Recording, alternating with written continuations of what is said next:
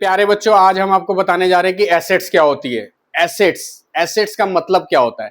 Assets are the valuable resource. बेटा क्या है ये? Valuable resource owned by the business which provide the future economic benefit. तो आपके पास दो बहुत ही इंपॉर्टेंट चीज है। एक तो ये आपको फ्यूचर इकोनॉमिक बेनिफिट, मतलब कोई भी एसेट्स है जो आपको फ्यूचर में बेनिफिट प्रोवाइड करेगी। और कौन सी एसेट्स? मतलब एसेट्स आर वैल्यूएबल रिसोर्सेज। ये क्या होती है? Valuable resources. अब बच्चों के दिमाग में ये नहीं समझ में आ रहा कि सर रिसोर्सेज क्या होती है। बेटा रिसोर्सेज क्या है? स्रोत क्या होते हैं? मैन, मनी, मशीन, मटेरियल, ये सारे के सारे क्या है? रिसोर्सेज। जैसे किसी इंसान की बात करते हैं, मैन पावर, मैं रिसोर्स हूं, मशीन रिसोर्स है, मटेरियल रिसोर्स है।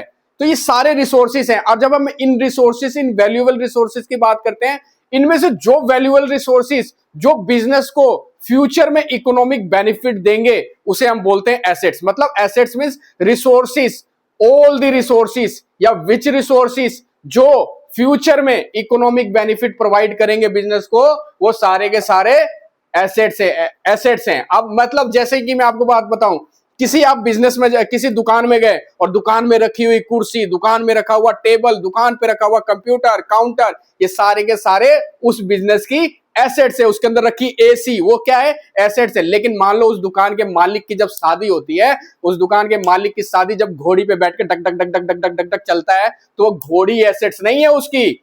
वो घोड़ी एसेट्स उसकी नहीं है, वो सिर्फ उसको यूज कर रहा है। तो आप मान के चलना, एसेट्स का मतलब क्या होता है?